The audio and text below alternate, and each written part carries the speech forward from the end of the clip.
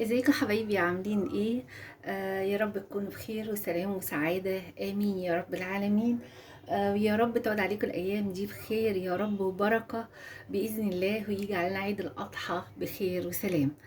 اللهم صل وسلم على سيدنا محمد وعلى اله وصحبه اجمعين. النهارده بقى انا عندي وصفه حلوه جدا. طبعا اكيد كل يعني مش اكيد يعني في بعضنا بيشتكي من ان خشونه الركبه، من وجع في ظهره، من بعض الام في العظام، من السكر، من الحاجات دي كلها. انا النهارده معايا وصفه حلوه جدا باذن الله. ربنا يا رب الشافي العافي.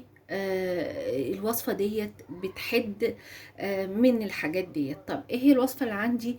هي حب رشاد. حب رشاد شكله زي ما انتوا شايفين كده اهو. بصوا، حبوب صغننه كده ورفيعه. هنا ده حب رشاد، دي تشتريه من العطار بالشكل ده. انا هنا طحنت حبة وهقول لكم طحنتها ليه. ومعايا هنا زبادو، او ممكن كوباية لبن، او يعني حبة لبن او زبادي عادي. طيب ايه هي بقى الوصفة بتاعتنا؟ اولا احنا لو اتكلمنا على حب رشاد بالنسبة لمرضى السكر، هو بينظم معدل السكر في الدم، وبالتالي طبعا بيسيطر على معدلات السكر في مرضى السكر. ده بالنسبة لمرضى السكر.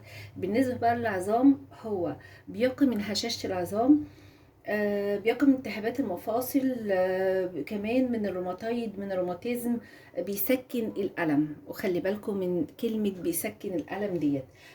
وطبعا ده بيعالج أو يعني بيزيد من مرونة المفاصل. يعني لو كان عندنا مرونة المفاصل فيها خشونة أو مش مرنة معانا، فده بيزود من مرونة المفاصل وبيخليها لينة.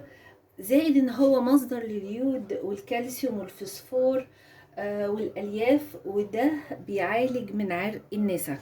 طبعا كتير مننا يعني بيشتكي دايما من الام في ظهره، فده طبعا بيعالج الحاجات ديت باذن الله. بقى للناس اللي بتعاني من الام الفقرات القطنيه، برضو ده بيساعد على ان الفقرات بتكون احسن وتتحسن باذن ربنا. هو مقوي عام للعظام، وبيزيد من كثافه العظام، وبيعالج كمان من امراض كتيره، منها تصلب. يعني بصوا، يعني الامراض اللي بتصيب العظام بالنسبه زي ما قلت لكم الركبه، او من الكسور او هشاشه العظام. وبيزيد من مرونة العظام، وبيخفف الآلام والأوجاع اللي بتصيب العظام. طيب احنا هنا هنستعمل ازاي حب رشاد وهو فيه كل الحاجات الحلوة دي؟ طب ما لازم نستفيد منه. اولا يا جماعة احنا لازم نعرف حاجة، ان ربنا سبحانه وتعالى خلق لنا الحاجات دي عشان تساعدنا في حياتنا، لكن ممكن كترها ممكن يأذينا. يعني مثلا الحوامل ما صحاش انها تستعمل حب رشاد. طيب بس هي الحوامل، بس هي الحوامل. طيب بالنسبة لحب الرشاد بنستعمله قد ايه؟ بنستعمل مثلا لو انا هحط زبادو، بحط مثلا ايه اهو، حبة زبادو كده مثلا، واروح حاطه عليها معلقة. عارفين معلقة السكر؟ معلقة مليانة كده، واروح حطاها ومدوباها، واروح شرباها، او ممكن على حبة لبن. ماشي. ديت بقى بيعمل ايه؟ بيطلع ماده زلاليه. الماده الزلاليه دي يا جماعه هي اللي بتعمل ليونه العظام، وبتخفف من الالام والروماتيزم والحاجات دي كلها والروماتيد وكده.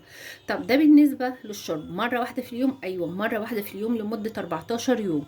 ما نزودش على 14 يوم. ممكن بعد كده ناخد فتره راحه مثلا لمده شهر او 14 يوم تاني، وبعد كده نعيد تاني.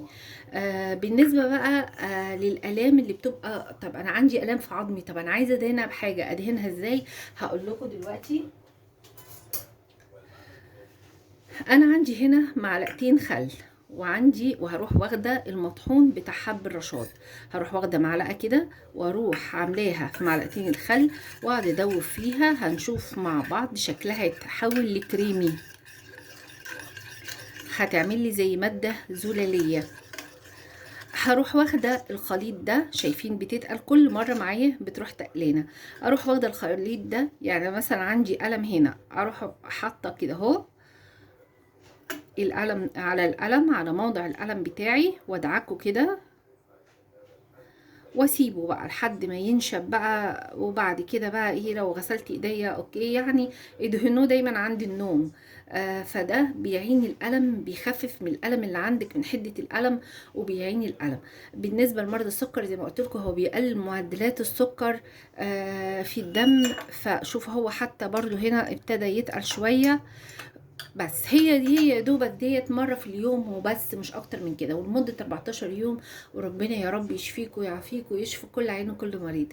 يا رب اتمنى ان الحلقه تكون عجبتكم، ويا رب تستفيدوا منها واستعملوه. ما تخافوش، دي حاجات من الحاجات الطبيعيه ربنا سبحانه وتعالى خلقها لينا. بصوا بصوا بقى يبقى سميك ازاي اهو، هيتحول لكريمه. وعلى فكره ممكن نخليه عندنا عادي دوت بالنسبه للدهان 3 مرات في اليوم. وطبعا ده ملهوش وقت محدد، يعني مش زي الشرب. الدهان 3 مرات في اليوم ممكن يستمر، يعني تستمري عليه على طول. لكن شربه هو لمدة 14 يوم بس، وبعد كده نقطع، بعد كده نرجع تاني. حبيبي كنت معاكم، كنت سعيدة جدا. اتمنى ان انتوا تكونوا كنتوا سعداء، ومع السلامة.